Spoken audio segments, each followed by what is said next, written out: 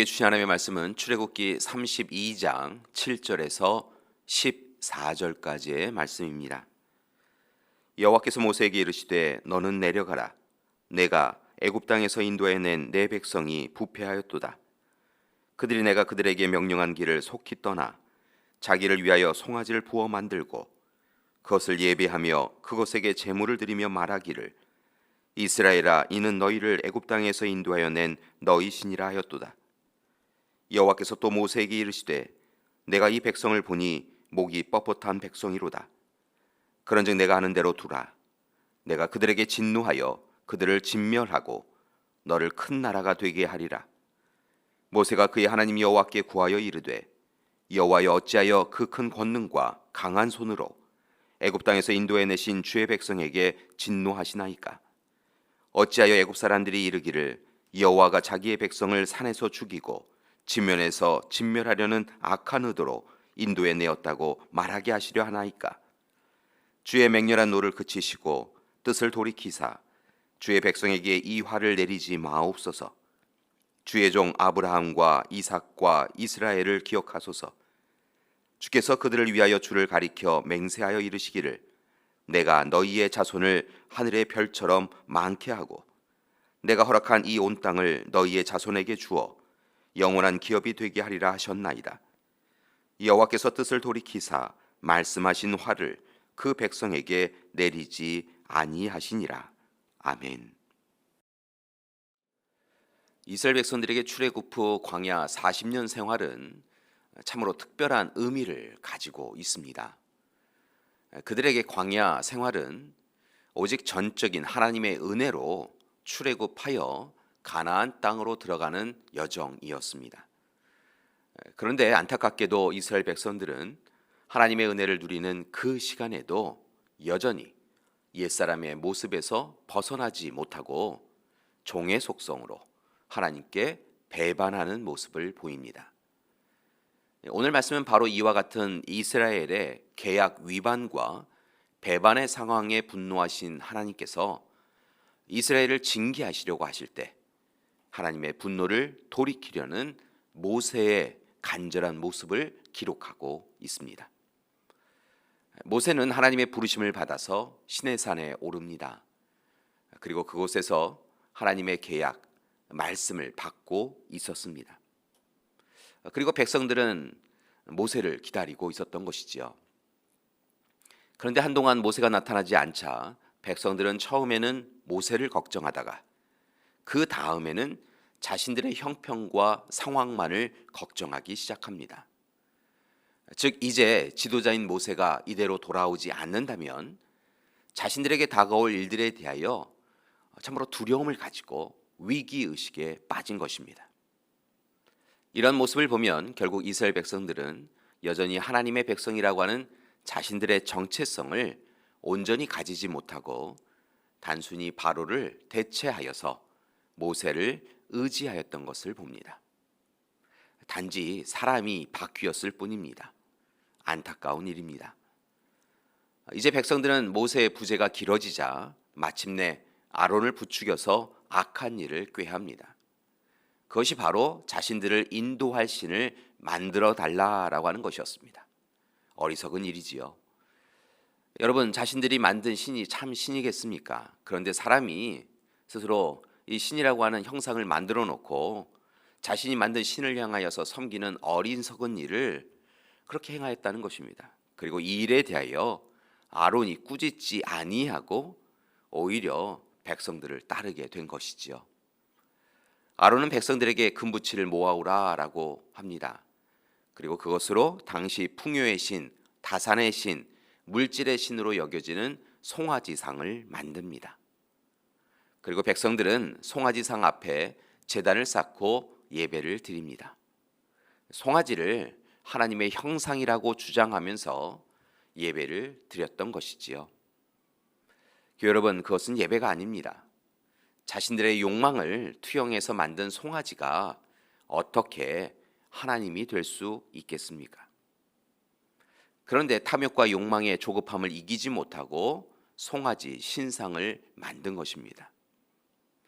이에 하나님이 이 모든 일을 찬찬히 살펴보신 이후에 화가 나셔서 참으로 백성들을 향하여서 꾸짖기 시작을 하십니다. 인간들이 자신을 위한 신을 송아지로 만들어 놓고 섬기면서 그것이 하나님이라고 왜곡하는 그 모습을 보며 하나님께서는 마침내 분노하신 것입니다. 그리고 그들이 하나님이 백성이 될 생각이 없으니 그들과 맺은 언약을 깨고 하나님 역시 백성들을 외면하고자 하십니다. 그래서 노아의 시대에 홍수로 그들을 쓸어버리신 것처럼 이제 하나님은 그들을 진멸하시고 모세를 통하여서 새로운 민족, 새로운 인류를 만드시겠다라고 선포하십니다. 이제 출애굽한 백성들이 광야에서 다 죽게 되었습니다. 그런데 이 시간 하나님의 징계, 심판에 대하여 듣고 있던 모세가 하나님께 매어 달려 예언합니다. 11절 이하의 말씀입니다. 요약하면 이렇습니다. 하나님, 큰 권능과 강한 손으로 백성들을 애굽에서 구하여 주시고는 왜 이처럼 분노하십니까? 애굽 사람들이 하나님이 자기의 백성을 죽이려고 광야로 데리고 갔었구나라고 그렇게 말하기를 원하십니까? 제발 노를 그치시고 뜻을 돌이켜 주십시오. 백성들에게 화를 내리지 마십시오.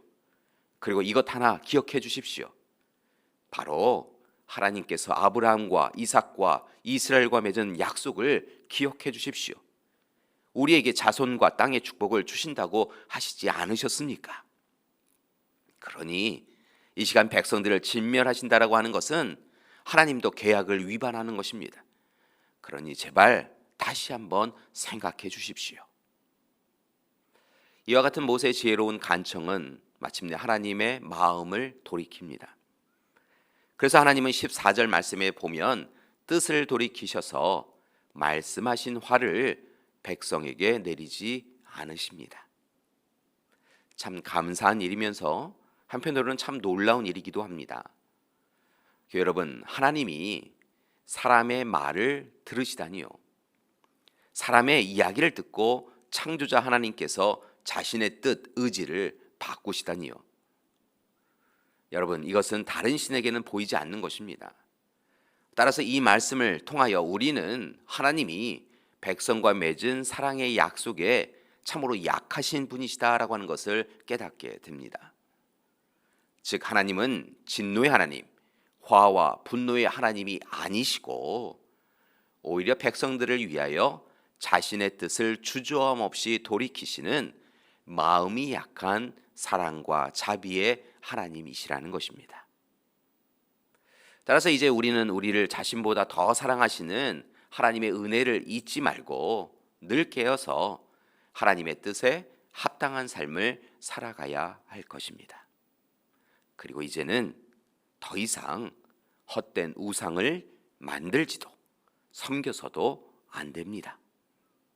다만 하나님의 자녀로서 하나님의 뜻이 이루어지기까지 인내해야 될 줄 믿습니다. 오직 힘써서 하나님의 뜻을 찾아야 합니다. 그때 하나님께서 우리를 이끌어 주시고 더욱 귀하고 좋은 곳으로 채워 주실 줄 믿습니다.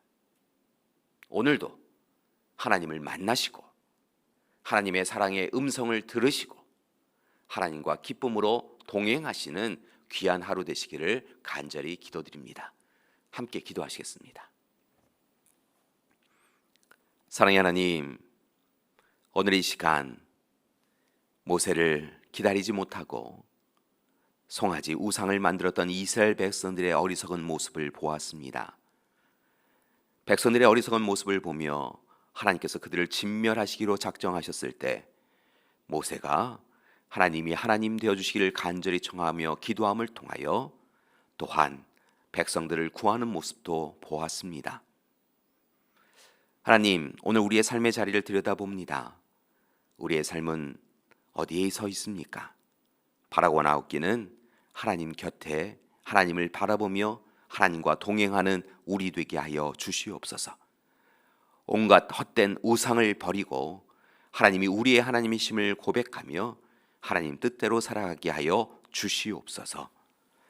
이제는 우리 주 예수 그리스도의 은혜와 하나님의 사랑하심과 성령님의 도우시고 이끄시는 귀한 역사가 오늘 이 시간 더욱 힘써서 하나님의 뜻에 합당하게 하나님이 기뻐하시는 삶을 살기로 작정하는 우리 믿음의 가족들 위해 지금부터 영원토록 함께 하시기를 간절히 축원하옵나이다. 아멘.